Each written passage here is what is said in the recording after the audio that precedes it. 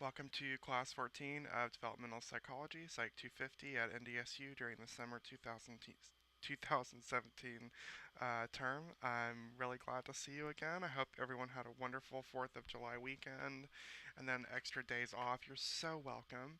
I've gotten, I think, all of your tests are graded, and those are in. So good job to everyone. I think everyone but one made an A on the exam, so that's good. The other person made I think, a high B, so that's good as well. So you're doing really well in the class. You should have gotten an email from me about what your midterm grade is overall, your overall midterm grade in the course, and what you can do to maintain that grade for the rest of the semester. So everyone in the class is doing really well. I'm very pleased.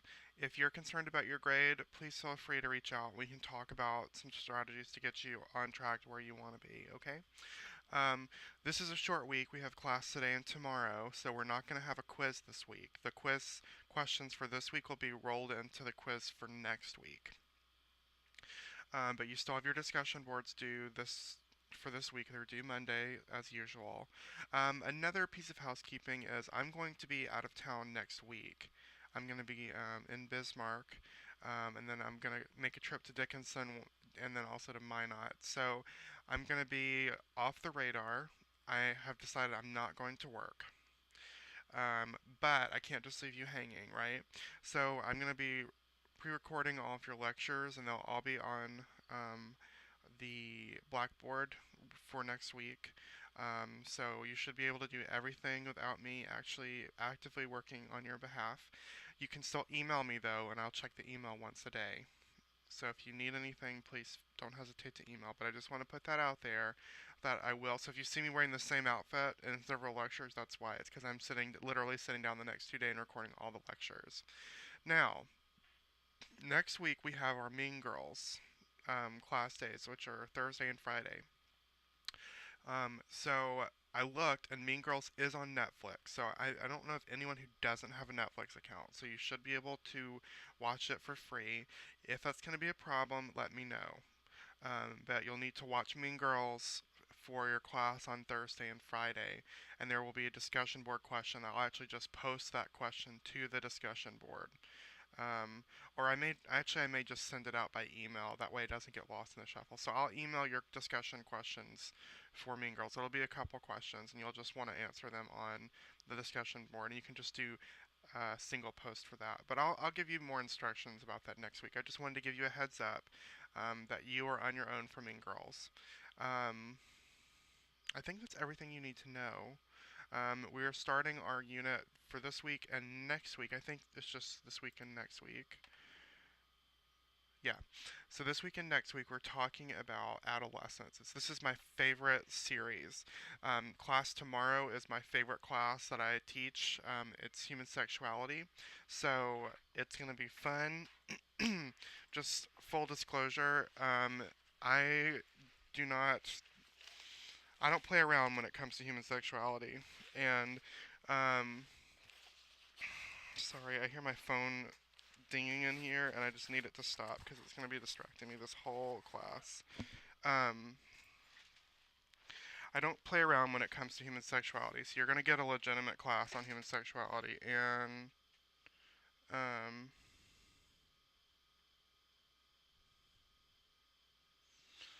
sorry.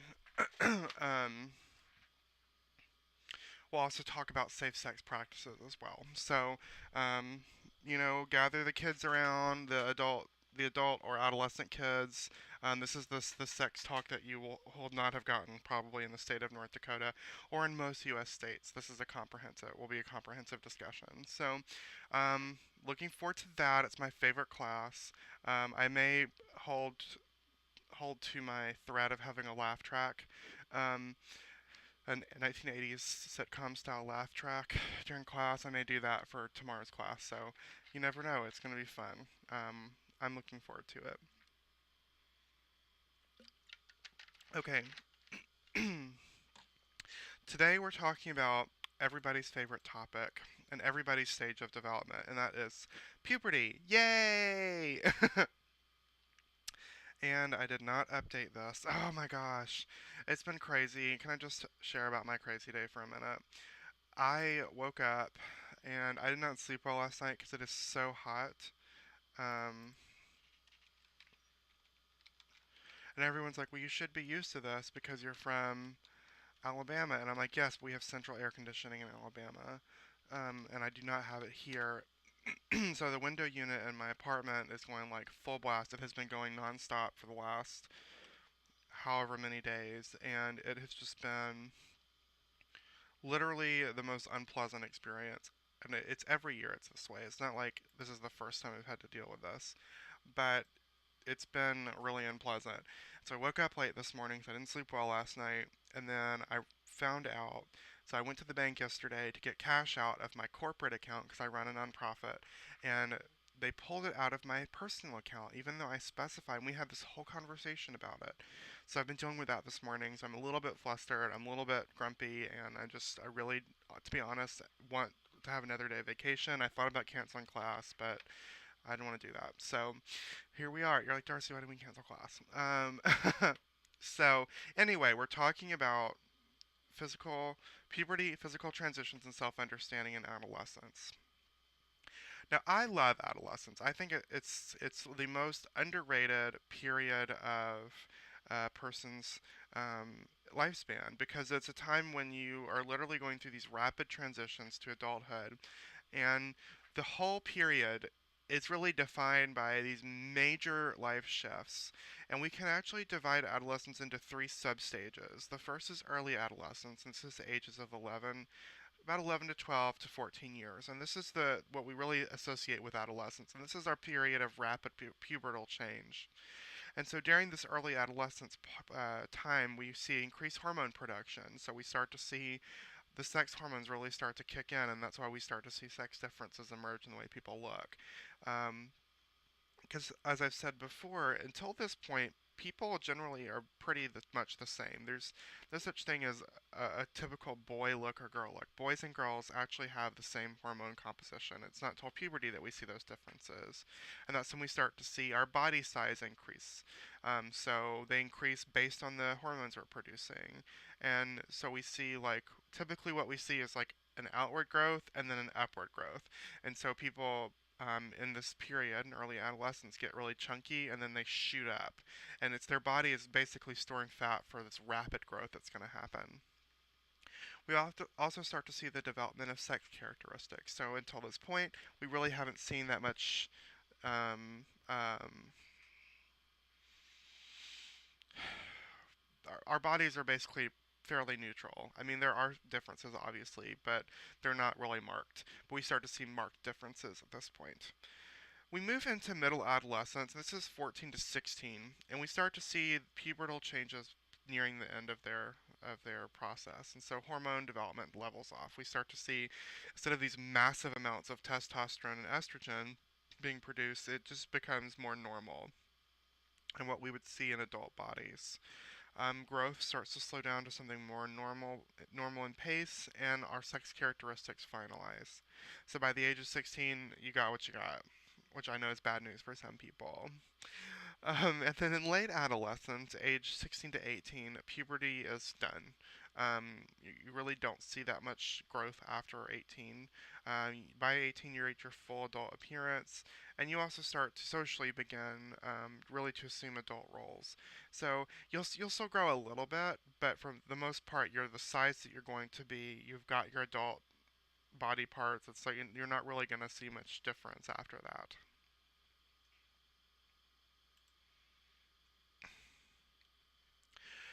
Adolescence and puberty in general is marked by hormonal changes. And this can begin as early as age 8 or 9. And this is when we start to see sex hormone production start, and it leads to all of these physical changes. And so for biologically female individuals, this is the main sex hormone that's produced is estrogens. Now, I have to just say that everybody has estrogen, produces estrogen and testosterone. It doesn't matter what your your biological sex is, everybody has both. Um, it's just that if you have female sex organs, you produce estrogen in greater amounts, and if you have male sex organs, you produce testosterone in greater amounts. Now, for females, we start to see breast, uterine, and vaginal maturity as a result of these estrogens. We also start to see feminine body proportions and fat composition. So women tend to store fat in their hips and in their breasts, and there's reason for that. You want to have more substantial hips for childbirth. You want to have more substantial breasts to ensure that you have adequate it's not that people with small breasts can't breastfeed. It's just it's if you have more fat in those areas, it doesn't hurt as bad when they start to swell. So you have more room to expand. So the other thing is that estrogen tends to lead to fat burning less quickly. So girls tend to retain fat and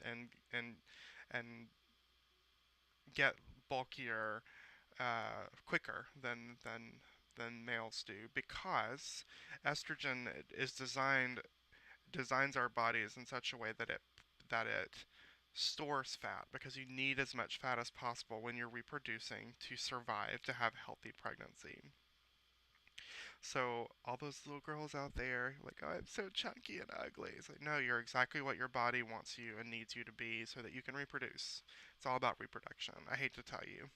Um, we also start to see the regulation of the menstrual cycle. So this starts, and it's kind of traumatic, and we'll talk about that next not next time, but next week.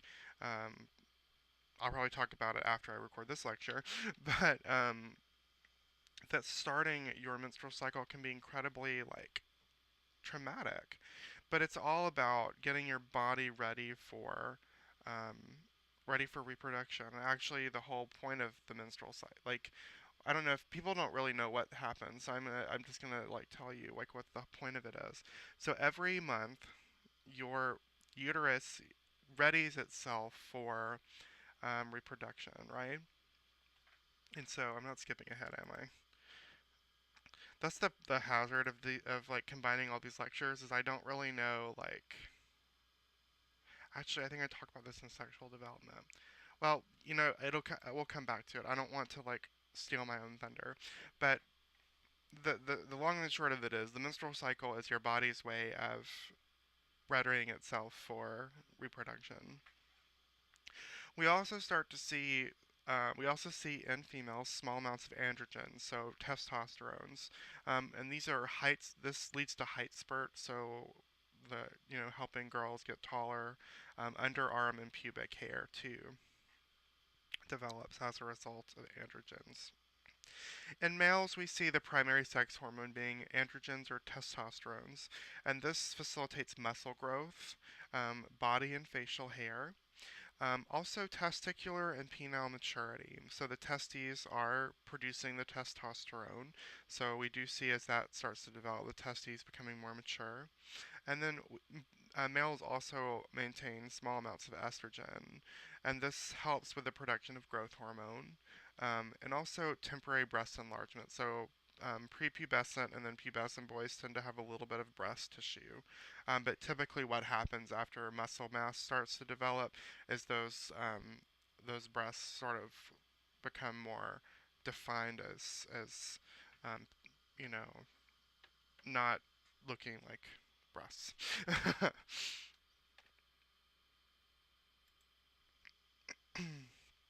Within the period of puberty, so early to middle adolescence, we see what's called a growth spurt, and this happens the most in this early pubertal period.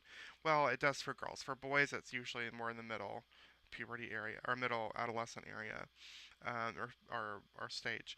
But the growth spurt is a massive secretion of growth hormone, and it results in a growth spurt or rapid gain in height and weight.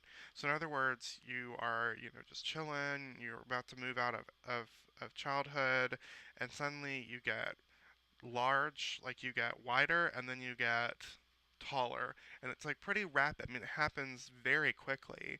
For girls, this happens between the age of 10 to 6. So within 6 years, you are going to add 10 to 11 inches to your height and 50 to 75 pounds to your weight. So you're literally going to reach 50% of your adult body weight in a period of 6 years. For boys, it's 12 and a half to 17 and a half. So about 5 years, you see that growth.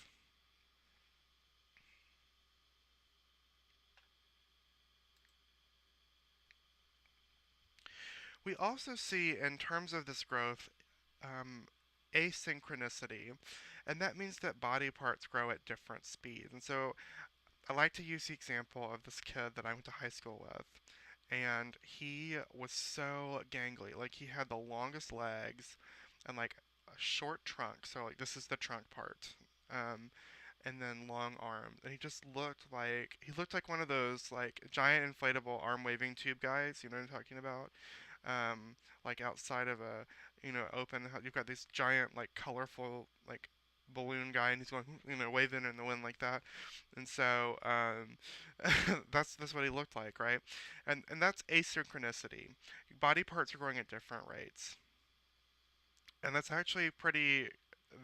He was pretty typical of what we see in boys. Broad shoulders, narrow hips. So we don't really see, and that lasts. That doesn't. That's not something that's temporary.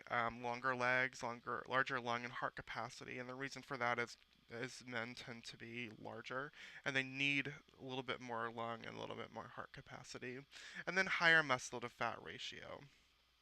So guys tend to have more muscle and less fat.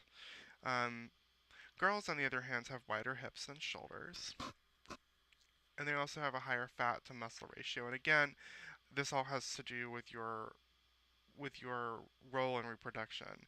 Women need to have wider hips. It evolutionarily speaking, before we had the ability to do a cesarean section, um, if you had narrow hips, you may not be able to reproduce, or you may die in childbirth. You need more fat so that your pregnancy is not unhealthy. Guys typically, across our history have been more involved in manual labor, and you need to have those broader shoulders and more muscle in order to do that. So all of these changes are the result, these sex differences are the result in um, different conditioning over time based on our evolutionary roles. That actually 100 years ago, we looked a lot different than we do now. So, if you want proof that that evolution exists, just look at the way that people have changed in the last 100 years, and it's because we value certain characteristics over others, and those are the people who reproduce. Pretty cool, huh? We start to see, in terms of physical activity, we start to see improvements in gross motor performance. So these are like large movements, like running, walking, doing more strenuous activity. And so this plays out most visibly in athletic sex differences. So by mid-adolescence, few girls can actually outperform the average male. Now, I'm just going to say, as a disclaimer, that does not mean that boys are better at athletics than girls are. All that means is that we see these differences, and on average, most girls cannot outperform. But that's not because they're lesser, it just means that they haven't been conditioned to performing at the same rate. So when it says few, that means there are some who can, and those are the girls who have had the same athletic training as guys. So it's not that guys are intrinsically better. It's not that your lung capacity or heart capacity makes you better at athletics. It just means that most girls are not conditioned in the same way to perform athletically as guys are. Guys do see an increase in speed and endurance. So guys get faster and they're able to maintain that speed for longer periods of time. And again, a lot of that does have to do with lung capacity and heart capacity, especially lung capacity. If you can keep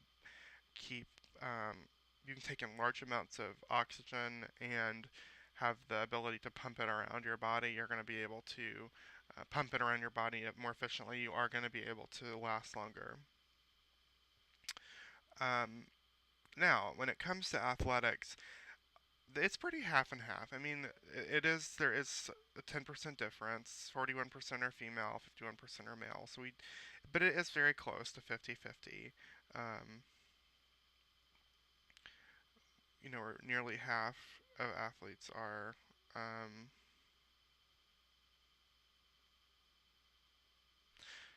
that is not a well worded.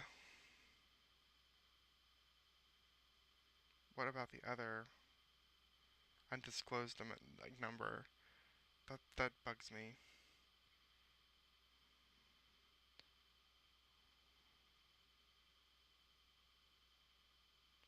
I think what that should read is 41% of girls are involved in athletics and 51% of guys are involved in athletics. That is not well worded.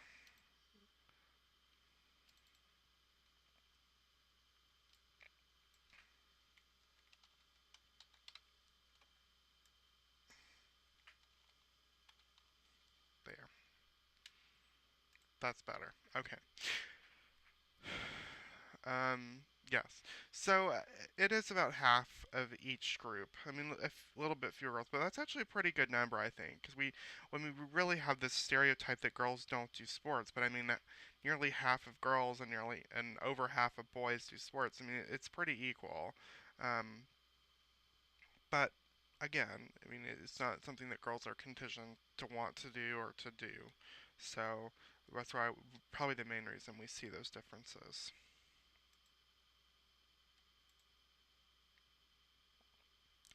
Now, in terms of puberty, we do see many different individual differences spring up.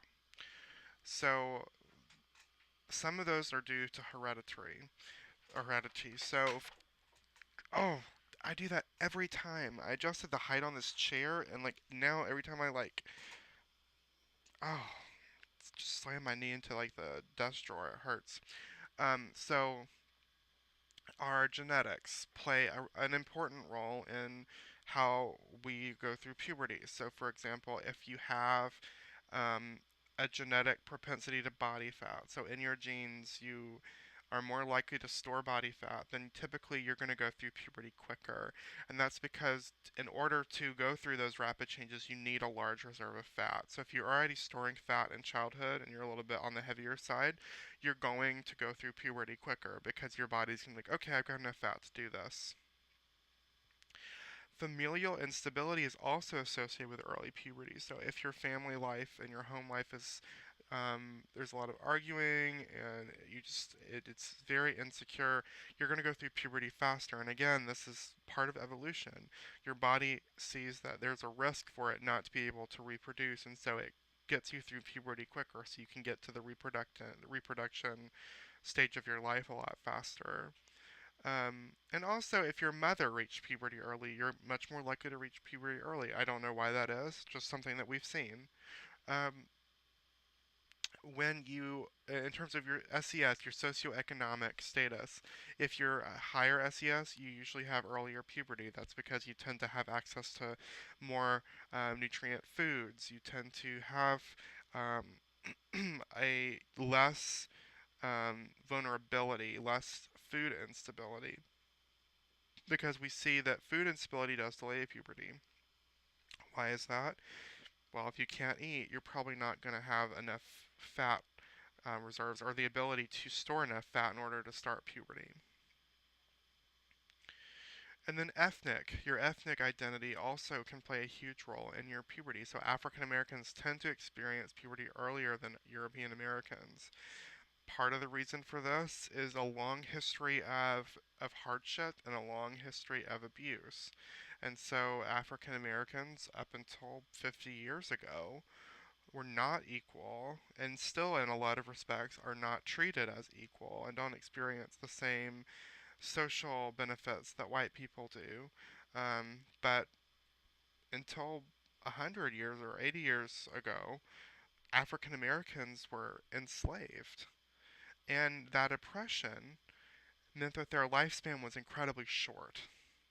And so the body would speed up puberty so that they could reproduce quicker, so that they could continue their genes. Um, and so even though there was food instability, even though there was poverty, even though there was a lot of instability, the body would rush you through puberty so that you could reproduce. And that trend has evolved and carried on into this population, which still experiences very high food instability, still experiences a lot of stress that typically would reduce puberty, but that genetic desperation that was conditioned over hundreds of years has wins out over that. It's both tragic but also really interesting and really, I think, speaks to how our body we think about when you move into adulthood. You think about how hard it is to um, we think about how hard it is to be an adult and how a lot of times you don't really know what's going on. And I think one of the most comforting things to know is that our body knows what's best for us, and our body will do exactly what needs to be done at the right exact moment. It's pretty cool when you think about it. You don't have to know when to start puberty. Your body just does it. If you've ever given birth, no one had to tell you what to do. You could have done it on your own. Because your body just knows what to do. And so I think that really speaks to why it's important to listen to our bodies and what our bodies need. And if our body's like saying, take a break, Darcy, maybe you work too hard, maybe you should take a vacation. Like you should listen to your body because it really does know you better than you know yourself in some regards. So, um, so yeah, listen to your body. So let's move into let's move into the cognitive development. We do see rapid changes occurring in our cerebral cortex, so in our brain, especially in the prefrontal cortex, in this area right here. And the prefrontal cortex controls our impulses and our decision making. So in adolescence, we're seeing a lot of changes, a lot of growth in that area. And that's one of the reasons why adolescents tend to be more impulsive and make bad decisions, because that part of their brain is not as developed as it might be. Now, during this period, we start to see increased myelination. And we talked about myelin, that's that fatty substance that coats the neurons. And we start to see that increasing. We see better covering, better insulation, and that improves brain connectivity and processing speeds. And so we see this rapid development in our ability to process and to think and to engage in cognitive exercises. We also see, as a result, increased neural sensitivity to stimuli. In other words, we have this heightened sensitivity to things that stimulate us. And as a result, stressful situations that we experience in adolescence are more intense. That's why adolescents seem to be over the top whenever they're overwhelmed or upset. It's because they're highly sensitive to it in a way that they've never been before. And you think, well, as an adult, I'm not sensitive to that. Yes, because you've experienced it for like 10 or 20 or 30 or 40 years. You've grown accustomed to it. You're desensitized to it. But when it's brand new to you, it's very sensitive to you, and it makes you feel like it is in fact the end of the world because you've never experienced it before in that way. The other side of that is pleasure and sensation seeking is also increased. And we're going to talk about sexuality next time. When you're young, having sex is fun. It's very stimulating. It's very pleasurable. As you get older, it's like, whatever. You're desensitized to it. Like, it's still fun, but it's not fun in the same way. Um, when you're young, riding a motorcycle really fast is fun. When you get older, it's not as fun. It still is a lot of fun, but it's not in the same way. You don't see things as clearly, or as, I don't want to say clearly. It's like, I've heard people describe like adolescence, you see things in vivid color, and then you get older and everything just kind of gets muted. That's because your senses aren't as sensitive to the stimuli because you've become used to it. You're accustomed to it. It's no longer it doesn't thrill you in the same way because you're desensitized to it. There's nothing wrong with that. It's just part of growing up. Um, but one of the reasons I love adolescent, I love teenagers. They were my favorite patients to work with. Is teenagers get a raw deal because they're going through all these rapid changes. Their body is literally transitioning from being a child to being an adult. They have all of this stuff thrown at them, all these expectations. We expect so much of our adolescent population. Get a job, figure out what you want to do, go to college, get a degree or choose a major that's going to make you a lot of money. And we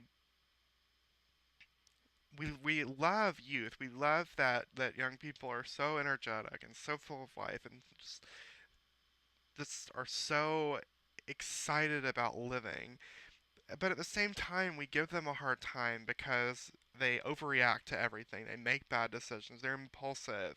They want to do what makes them feel good. When that's what their body is designed and really is pushing them to do. So it's like they're in this really awful place where they want to do these things, but then they're told they can't do these things. And we'll talk about next week how that creates a stressful situation that then leads to all these risky behaviors because we restrict we restrict their ability to do the things that they feel drawn to do.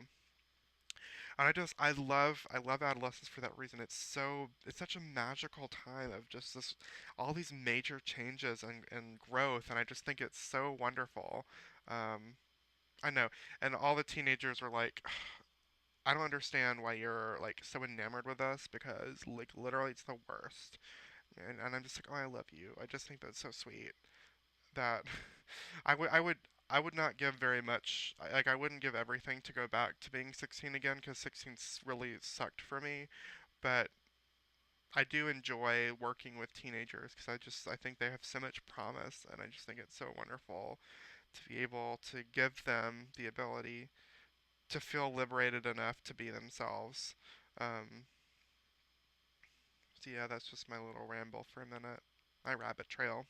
You've probably noticed at this point that I rabbit trail a lot, and that's because I like to teach with like the stream of consciousness. When I think of things, I like to include them.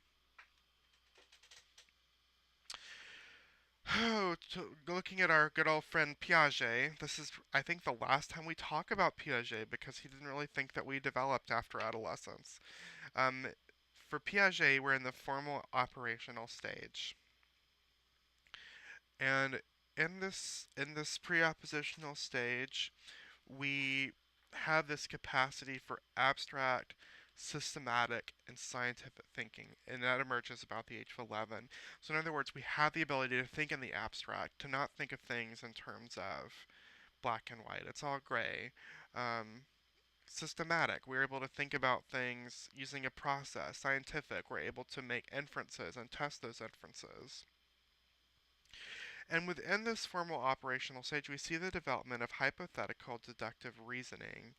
Like, what does that even mean? Well, that means that we're able to use prediction and we're able to observe outcome and using our predictions and our observed outcome to find meaning. In other words, I predict that if I drink this entire Diet Coke that I will be much happier. So I make that prediction, I drink the whole Diet Coke, I wait to see if I am a lot happier, then I can say yes, that actually was an accurate statement. We also see in the formal operational stage the use of propositional thought, and that's the ability to evaluate the logic of a proposal without real world experience. So in childhood, you really can't make any kind of proposal based on what you think might happen. It all has to be based on what you've already experienced. But when you move into adolescence and then later in adulthood, we're able to evaluate whether or not something is going to work without having experienced it before. For example, I have never skydived. I really want to, though. I think it would be a lot of fun. And I can use logic to come up with some kind of explanation as to why.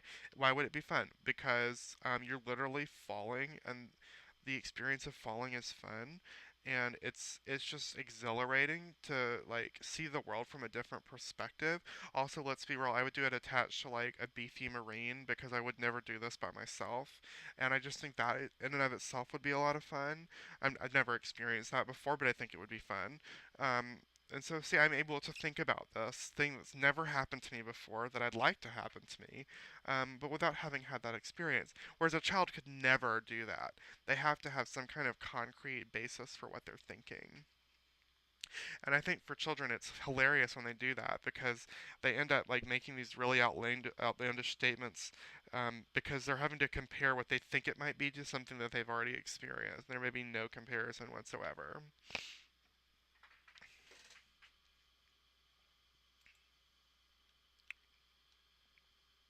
From an information processing perspective, we see attention becoming more selective. Adolescents are really able to focus on specific things that interest them, that are important to them. We also see inhibition improving, so better at inhibiting distractions as well as tuning out irrelevant stimuli. So, for example, I babysit this 3-year-old, and if he were sitting with me right now, he would not be able to not play with my little thing. I can put it away. I cannot deal with it for a while. I mean, I do pick it up from time to time and play with it. You can't really tell because it's not on the screen. But also, there's like noise in the hallway. He would be like, "What's that? I can't deal with. I just like, what is it? I need to know." Whereas I'm hearing it, and I'm like, "I don't care. Whatever. It's not relevant to what I'm working on right now." And that really develops in adolescence. That ability to do that.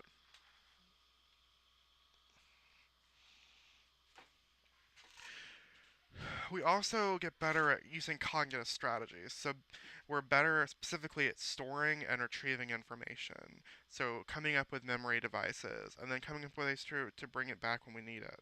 Our knowledge increases as we learn more and we're able to store our information better. We engage in better metacognition. We're able to think about things and within our mind. We're able to think outside of reality. And that provides us with new insight and strategies.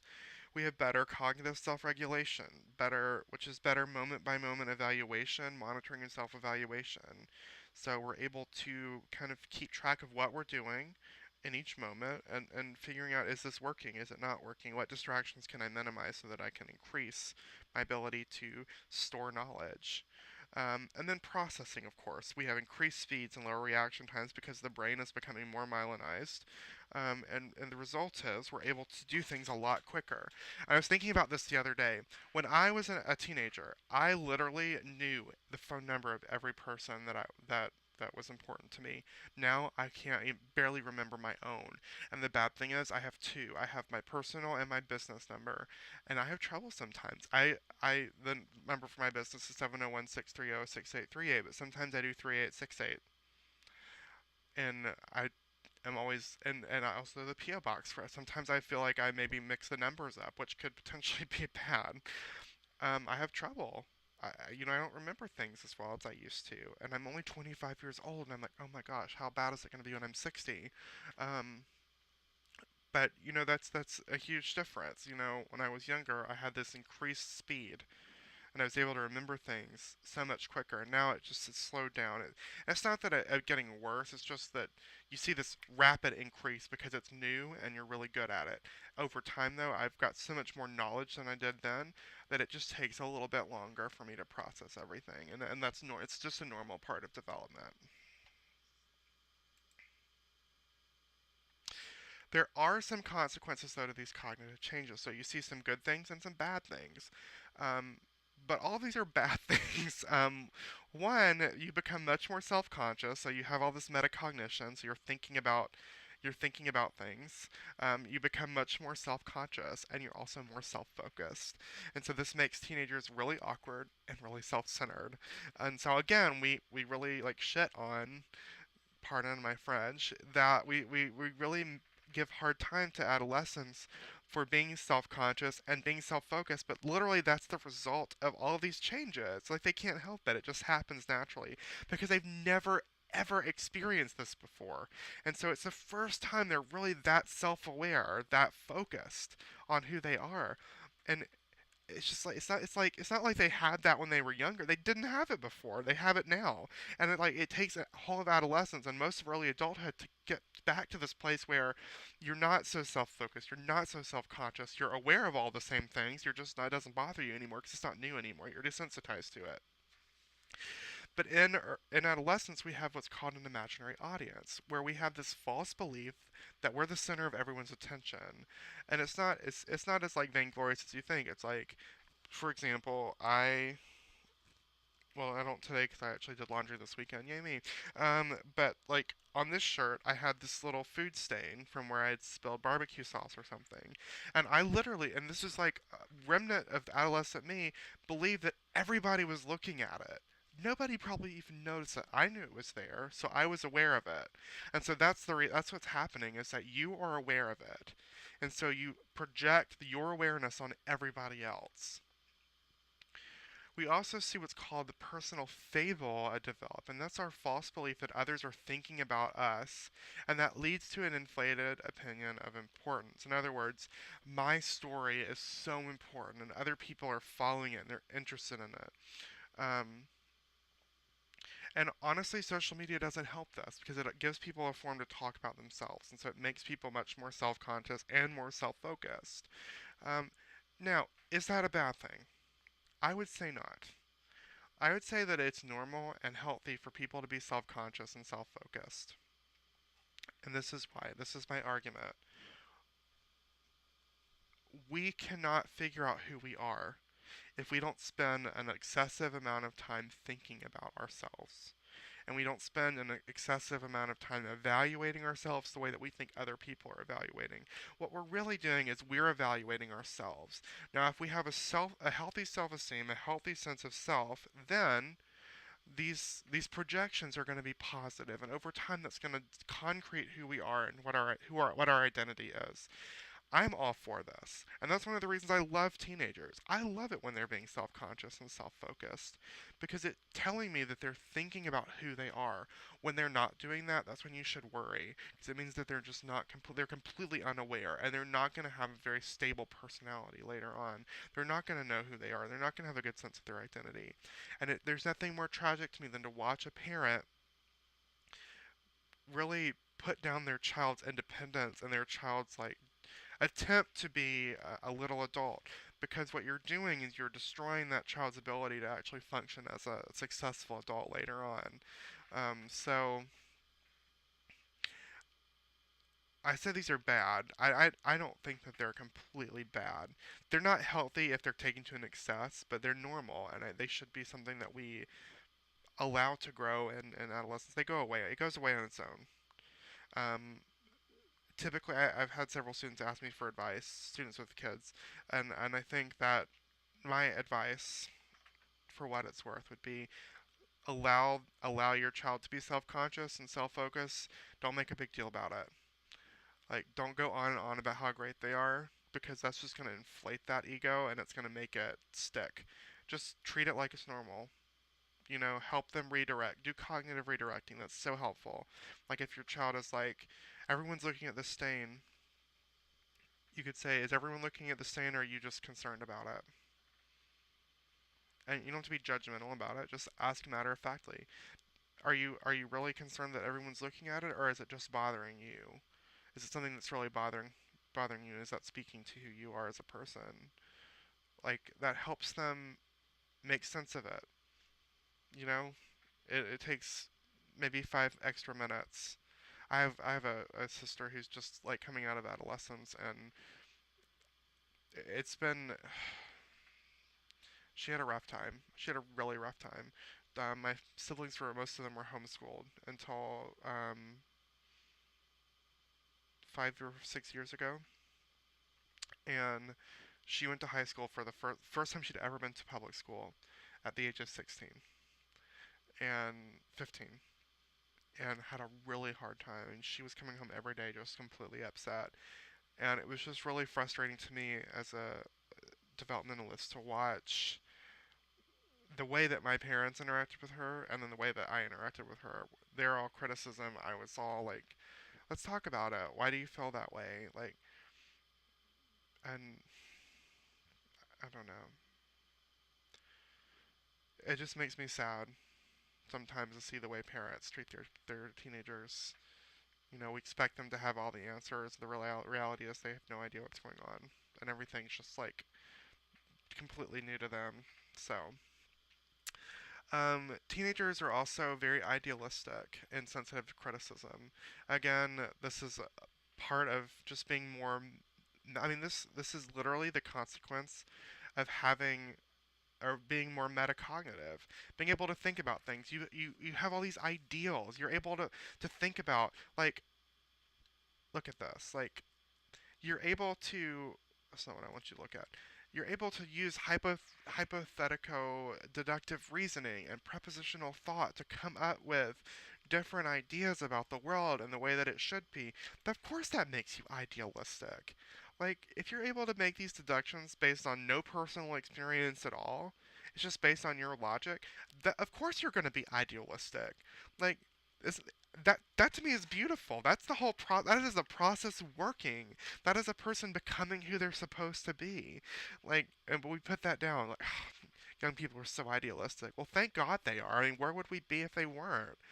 We're all so cynical as adults. We need these young people to be idealistic to help give us like the encouragement to actually take these somewhat fatuous ideas and make them into something reasonable. Like, as a CEO of a nonprofit, I love the young people who volunteer for us. And I say that like I'm so old. I'm only 25, but I talk to people who are 18, 19, 20. I take advice, suggestions from people who are younger than that, and I use that, and I come up with a plan that actually works. And what we end up having is something really amazing. So this is me like trying to sell adolescence to you because I feel like we just don't take them seriously, and that makes me sad. But also very sensitive to criticism. Again, there's heightened experience of everything. Um, the cool thing though is because we have these increased processing speeds and lower reaction times, great decision making, amazing decision making. You can make a decision like that. Whereas adults are like, well, I gotta think about it. Like, the problem though is you've got this fast decision making but lack of rationality because your prefrontal cortex isn't working well. So then it's like, oh my gosh, you've got this like fast, you're able to make decisions really quickly, but they're horrible decisions. So, it's like, oh, why can't we have like if I could just have like the great improved decision making of adolescence with the rationality of early adulthood, like I would be perfect. But the good thing is, and again, this is part of this process. It's an important part of this process. When you have this improved, when you have this, I'm able to make a decision quickly, but it's probably a shit decision. Like, you literally are able to learn from trial and error, from making a decision and it not working out. So actually, this is really important to have this.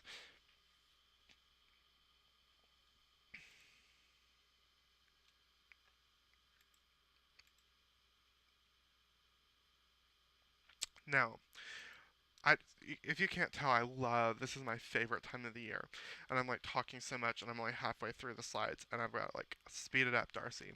Okay, so we haven't had class though, like in 3 days, so I think it's okay. So when it comes to learning and education, we do start to see gender differences emerge. Girls are slightly better at verbal abilities than boys. Boys are slightly better at mathematic abilities than girls. Now, this does not mean that girls are not good at math or science and boys are not good at verbal skills. Slightly means that there's a little bit of a difference, but it's not that much to make a huge deal. And the reason we see these differences is because there are stereotypes, which say that boys are better at math and science than girls, and girls are better at the arts than boys. And so we push girls and we push boys into those different categories. And actually, research has shown that teachers devote more time, science and math teachers devote more time to their male students than their female students. And humanities teachers do the same thing.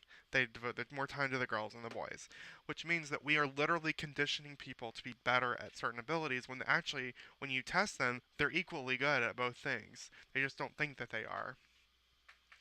And I think there's no better example of this than me. My entire life, even though I was raised as a guy, was told that I was not good at math and not good at science. Here I am getting a PhD in a science. Who'd have thought? A science that uses statistics, which is a pretty hard math, if I do say so myself. And I rock it. I love it. I am so good at it. I enjoy it. But you know what? I still, even though I'm good at it, and I know that I'm good at it, and I know that I enjoy it, get this insecurity that completely messes with me when I'm doing tests, or when I'm or taking tests, or when I'm like running statistics. I second guess everything that I'm doing because I've been conditioned my whole life to think that I'm bad at it. So there you go. School can be a difficult transition for a lot of adolescents, and girls tend to have a harder time adapting. And part of the reason of that is that girls can be really mean during this period. Boys are mean too, but girls are especially mean. It's harder to adapt. Um, Now, if you have warm, supportive environments, you have increased chance of positive educational outcomes. If you have good teachers who are really sensitive to these changes, it's not going to be a big deal. If you're, as a parent, you're very helpful and understanding of this difficulty, it can be really helpful. So there's nothing more important than having good middle school teachers. And I have a friend, one of my best friends back home in Alabama. She is a facts teacher, so she teaches the facts of life, family and consumer sciences. So what we commonly call home ec, and I can't think of a better person to teach middle school. I mean, she is just like literally warmth and positivity personified. Like, she's like a warm blanket that you want to have wrapped around you all the time. And I just, if we could replicate her and put her in every middle school in the country, oh my God, like the kids of the next or the next generation of adults would be just really functional human beings. Shout out to you, Alyssa. Thank you for all the hard work that you do. And it's a Title I school too, which means there's some hard kids to be dealing with. There's a lot of poverty, a lot of kids. She tells me these stories of these kids who live in like transfer containers, but they're literally living in a shipping container with an extension cord providing their electricity. Why are we living in the United States and that is a thing? Hmm? Why is that a thing?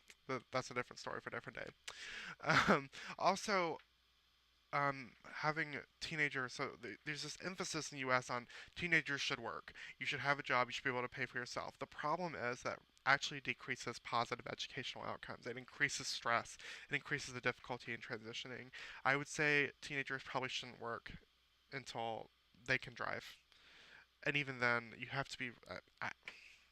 If your child could just not work, it's probably better for them. I mean, I've worked 3 jobs consistently since I was 18. So like I can speak to the fact that yeah, I've done really well in school, but it's also because I really love school and it's really important to me. But there are days when I'm like, why bother? I'm so tired. I don't want to study.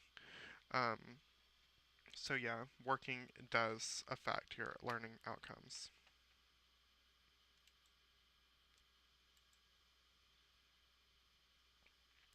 So now we're going to move into the self-understanding portion of class. And essentially what we're going to be talking about is how do we make sense of who we are as a person. And so I think we're going to look first at the theorist Erik Erikson, a neo-Freudian, and he stated that we're in this stage during adolescence called identity versus role confusion. In other words, the main conflict that we're experiencing is our understanding of who we are versus not really knowing what we're supposed to do. Um, Identity is our individualized definition of who a person is. So we all have an identity. I am Darcy. I identify as Darcy. I am a trans woman. I am a friend. I am a sister. I am a lover of people. I'm the aunt to 3 kittens. Actually, 3 kittens, 2 pugs. Who else calls me Auntie Darcy? Basically everybody. Anybody that wants me to be their aunt, I'm their auntie. Um,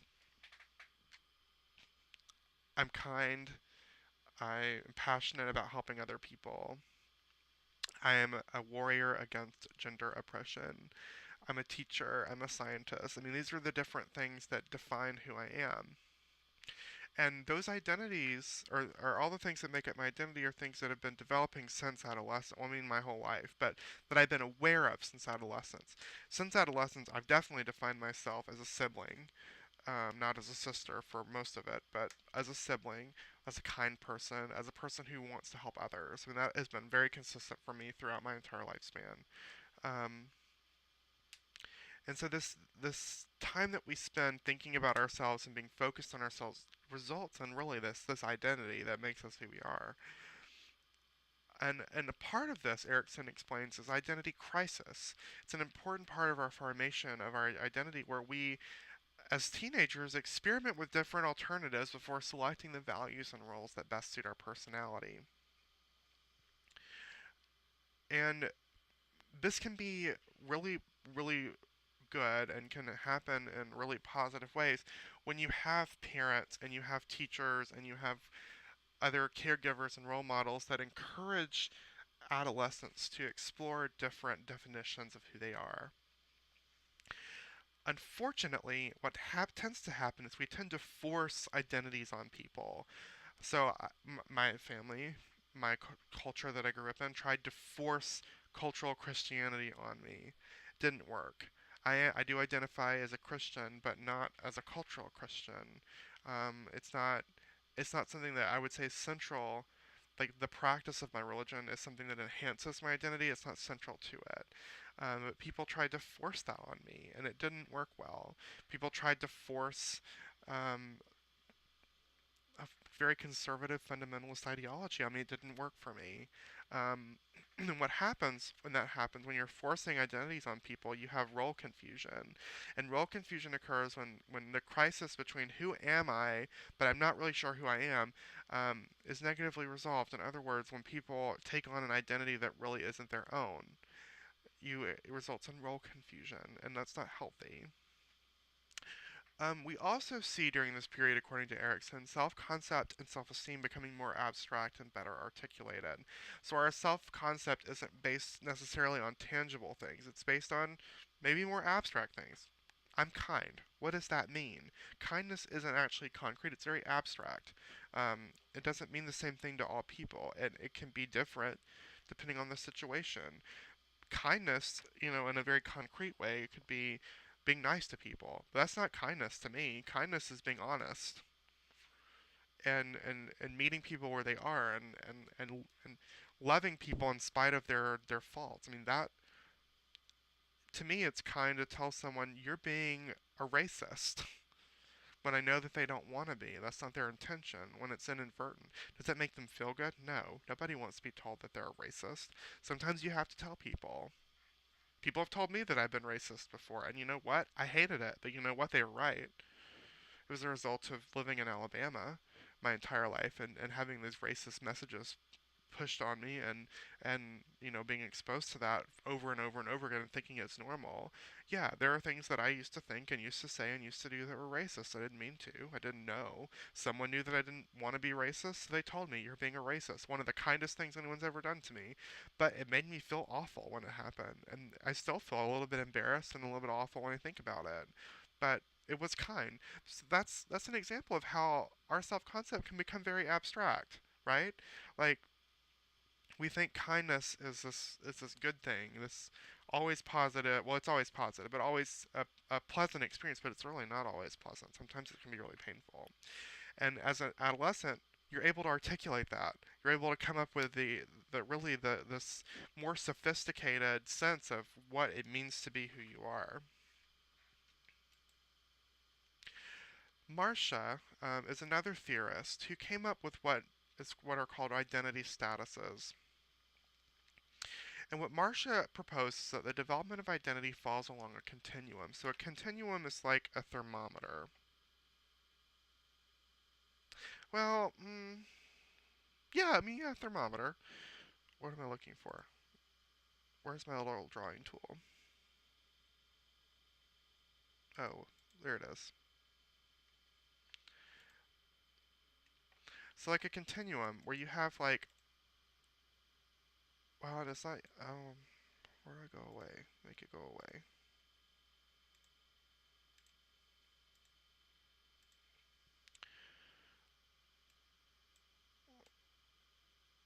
Oh gosh, I missed my little pen. Okay, so a continuum is like this never-ending line, and you fall somewhere on this. And the cool thing about a continuum is it's very gray. There's no such thing as you're either this or this. You fall somewhere in there, and so you're a little bit more one thing or another. But he proposed four different types of identity. Oh my gosh, where is it? Okay. I've got two screens. You can't tell, but I have two screens. And so sometimes I have trouble figuring out where my cursor is. So at one end of the continuum, we have identity achievement. And identity achievement is when we are committed to values, goals, and beliefs that we've committed to after we've explored.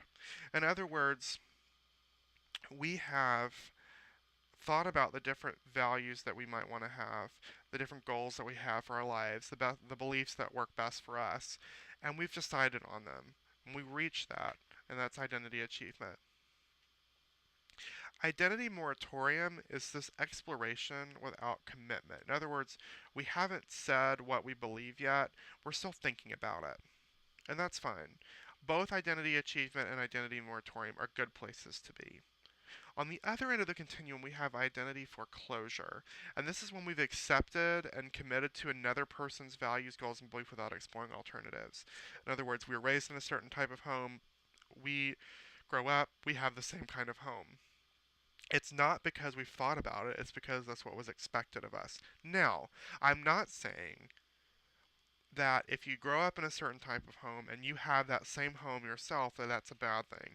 Maybe you are an identity achievement. Maybe you explored other alternatives in college and you decided, no, I like the way I was raised. That's how I want to be.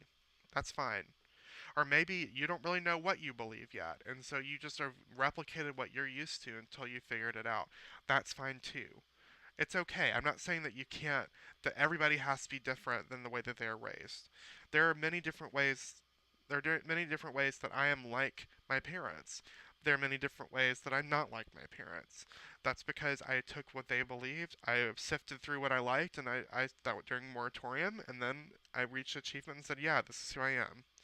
And there are bits and pieces and remnants of who I grew up, was conditioned to be growing up.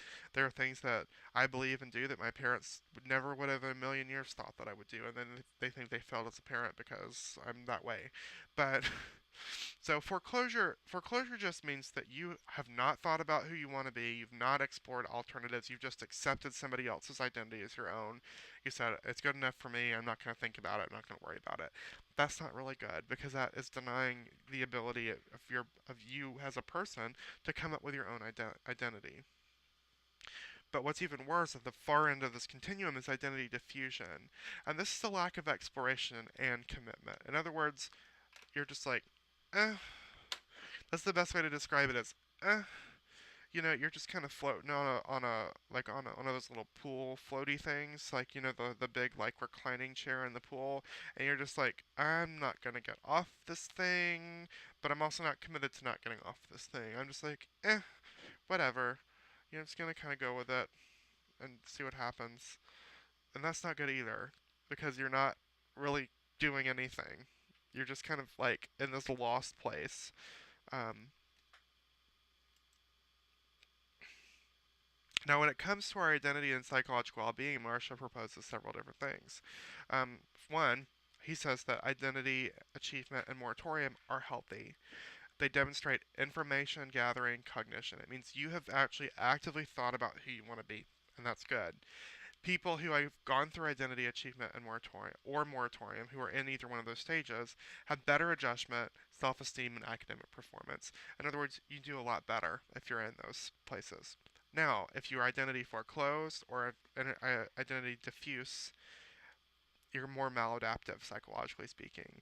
You have a dogmatic, inflexible cognitive style. It means you're not really open to thinking about things. You just accept what you're told without thinking about it. And that is dangerous. And we've talked about how that's dangerous when we talked about diversity and ethics. When you don't think about things, other people suffer. It demonstrates an internalization of parental values and beliefs, rigid adherence to beliefs, and fierce opposition to alternative viewpoints. In other words, you are completely closed off to other people. That's not healthy. Um, This is what really is devastating. People who go through identity foreclosure and diffusion tend to have a high fear of rejection and lower self-esteem. In other words, you don't explore other alternatives, you don't think about other alternatives because you're afraid that if you do, you're going to be rejected. I grew up in a cult. This is how they operate. They make you feel like if you don't believe the same thing that they believe, there's something wrong with you and that you're going to go to hell, number one. And that's after you die. But on Earth, if you don't believe the same thing, we're going to reject you. We will make your life a living hell. You will be separated from everything that matters to you. And when you live in an environment where there's this fear of rejection, it makes you afraid to question anything. And see, that's bad because it's dishonest, number one, but it also limits your ability as a human being to really experience life in a rich and full way using every bit of your cognitive faculties to think about it. Um, and as a result, you have lower self esteem because you're denying who you are. And I just think that's so tragic. It's like, just think about it. Just be open to the possibility of being wrong. It's so tragic to me, people who just can't be wrong. It's like, I'm wrong all the time. I love being wrong. It means that I'm growing. It means that I'm thinking. If you're right all the time, what's the point? Like, if you're always right, if you know all the answers, what's the point in being alive? There's no growth in that. Um, what's even worse is long-term diffusion. So this is only for diffusion, not for foreclosure. If you're diffuse, it leads to diffuse avoidant cognitive styles, which foster an avoidance in making personal decisions. So actually being diffuse can lead to you not being able to really function as a functional a human being. Can't make decisions. You can't. We all know someone who's like this. They just kind of like stumble through life, and you're always wondering like what's gonna happen to them. Like they can't even decide like what to wear. Like it's bad because you literally have no identity. And so it's important. It really is important.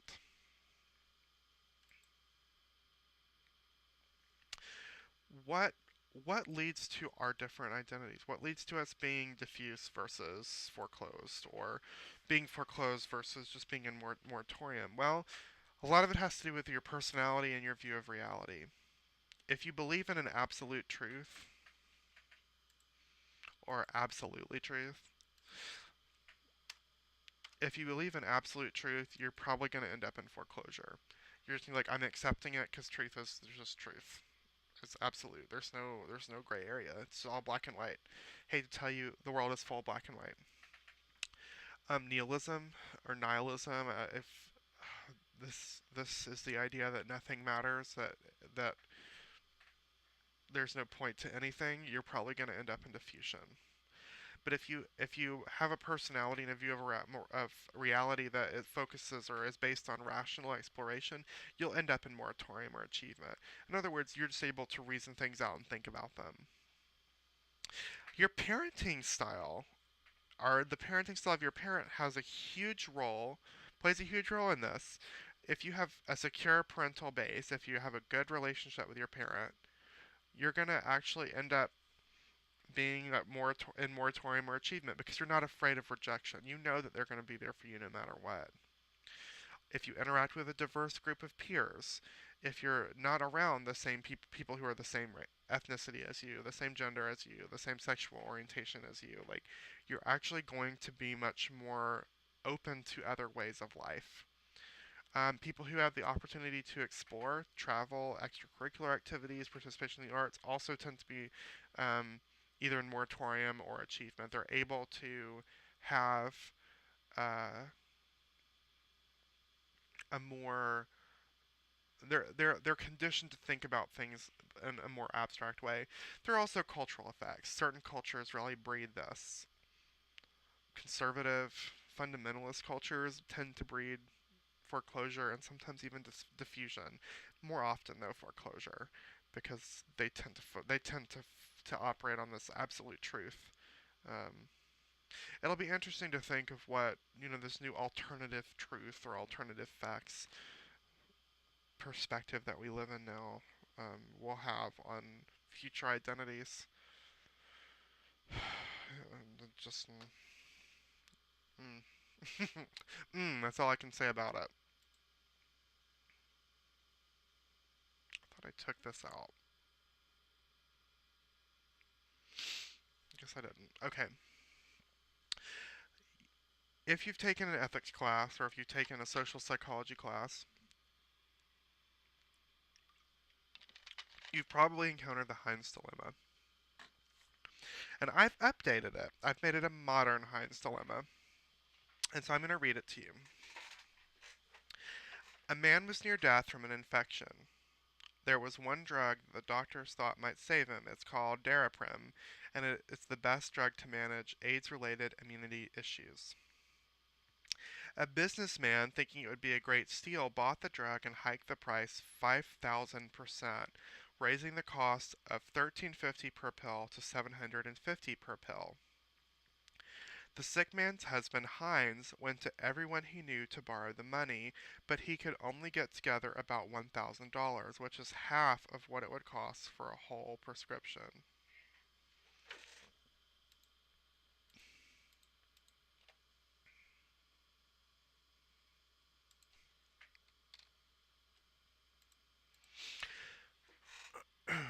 He told the drug company that his husband was dying and asked him to sell it to asked them to sell it cheaper or let him pay later. But the druggist said, "No, I own the rights to the drug and I'm going to make money from it." So Heinz got desperate and broke into the company's laboratory to steal the drug for his husband. Should Heinz have broken into the laboratory to steal the drug for his husband? Why or why not? So the Heinz dilemma is this dilemma where a person does makes the decision to do something that is wrong in order to save the life of another. And I updated it because this actually happened. I don't know if no one actually broke in and stole anything, but this did happen. There's one drug that is effective for treating AIDS. It's called Daraprim, and it was purchased by this horrible human being who literally raised the price $5,000. It's the only, there's no generic. This is it. It's within that period where there can't be a generic. Um, and it was like $13.50 per pill, which is still expensive. I mean, if you need a 30-day supply at $13.50 per pill, whoa, are you kidding me? That's $405. That's still, oh my god, that's expensive. And he raised it to $750 per pill. So if you wanted a 30-day prescription for that, that's $22,500. That's more than I make in a year. God. Oh, see, doesn't that sicken you?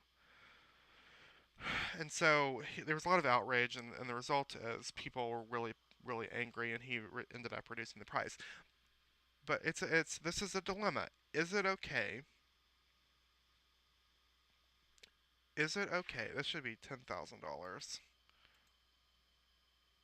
so many mistakes in this. Is it okay for us to steal something if it is beneficial to other people? Sort of the Robin Hood question, right? Is it okay to rob from the rich to steal from the rich to feed the poor? Well, I'm not going to ask you for your answer. You can give it. If you know what? Give me an answer and I'll give you half a point. But the reason I put the Heinz dilemma in there is because part of self-understanding is developing a sense of what is right and what is wrong.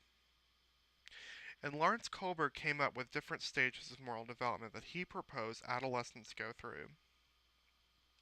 And he divides each stage into these overarching levels. So the first level is a pre-conventional level, and this is adherence to the morality of an authority figure. So stage one is punishment versus obedience, and that is there's only one point of view, fear of punishment rather than the desire to do what is right. In other words, we only do what is right because we don't want to get in trouble or we don't want to get hurt. The second stage in the pre-conventional level is instrumental purpose, and that is that there's an awareness of multiple perspectives, but awareness is concrete. In other words, we are aware that people have different perspectives, but we still think there's a right or wrong perspective. So, like, if I was in level stage two, I could say, well, I think that stealing is wrong, but I understand that, like, Heinz thought that it was right. But that doesn't mean that it was right, it just means that he thought it. Then we move into the conventional level, and this is adherence to social rules for the sake of an ordered society. In other words, we have social rules so that people don't get hurt, so that everyone can have the same rights. Stage three is interpersonal cooperation, and that is we obey rules to maintain harmony with others. We just don't want to ruffle other people's feathers. That's why we maintain. That's why we obey rules. Whereas in stage four, we have this awareness, it's a social order maintaining perspective. We have this awareness of the larger perspective of social rules. So, in other words, not murdering is a social law. Why is that? Well, because we wouldn't want to be murdered. The larger perspective is we didn't have that rule. We didn't have some kind of deterrent. People would kill people for stupid reasons. I didn't get what I want. I'll just kill you.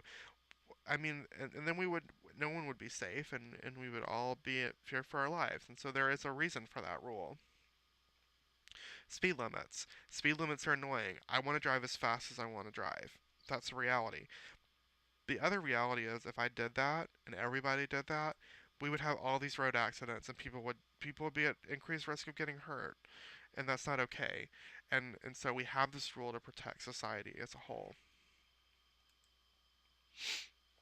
And then we move into the principle level.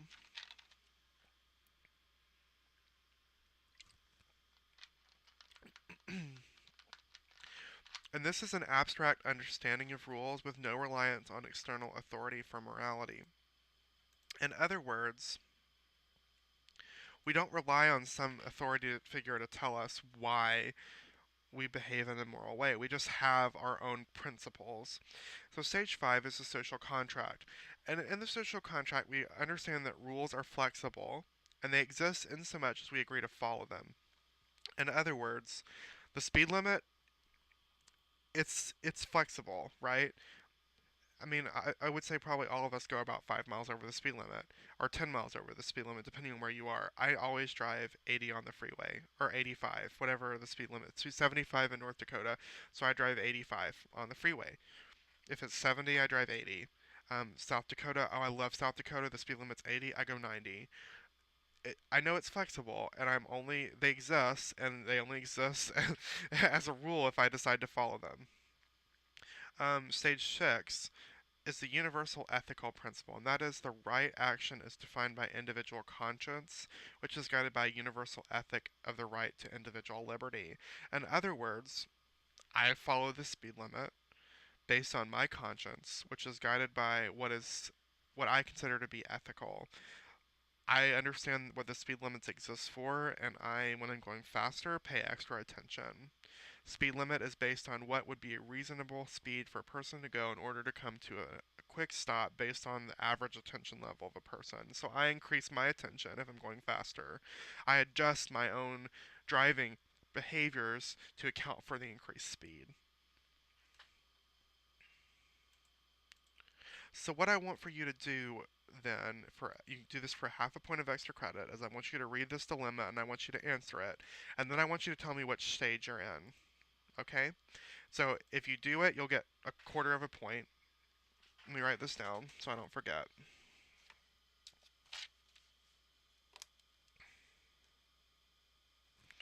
If you respond to Heinz' dilemma, you'll get half a point. Or, a quarter of a point. And if you correctly identify your stage, you'll get another quarter of a point. So you could get up to half a point. But it has to be right for the whole half point. So that's your extra credit for the week. Now, there are influences on moral reasoning. Our morality comes from one, parenting practices, and warm parenting, free exchange of ideas and appropriate demands for maturity usually result in better moral reasoning. So if you live in a rigid home where morality is enforced um, very strictly, and if you mess up, then you're a horrible human being, you're probably not going to be a very moral person.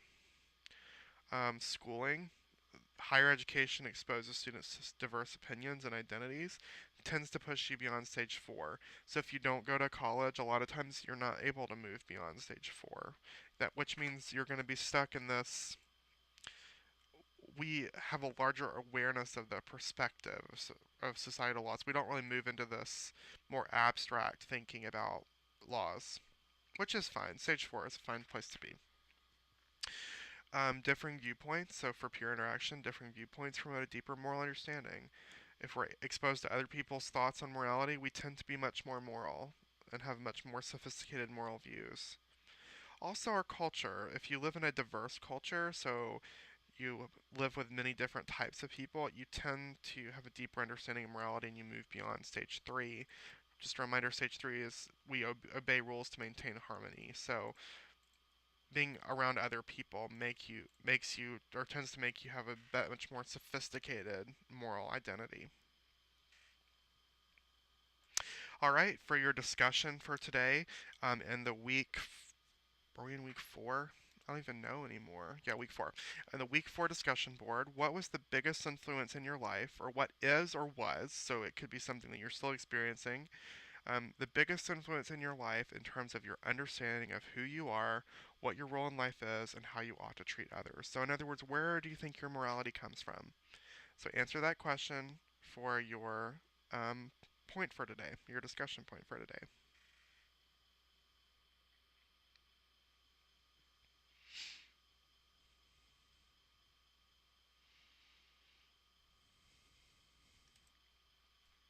All right, for next time, for tomorrow, I want you, there's a lot of reading. It, well, it looks like a lot of reading. It's really not, though. It's only 3 pages. 365 to 366, 373 to 375, and 414 to 415. So that's 4 pages. And then supplemental reading 4, which is really short. I want you to think about this question. When did you first become aware of your sexuality? Okay? So your straightness, your gayness, your lesbianness, your asexualness, your pansexualness, etc. Remember, we're not having a quiz this week. There's nothing due for now. Just read. And have a wonderful day. I'll see you tomorrow.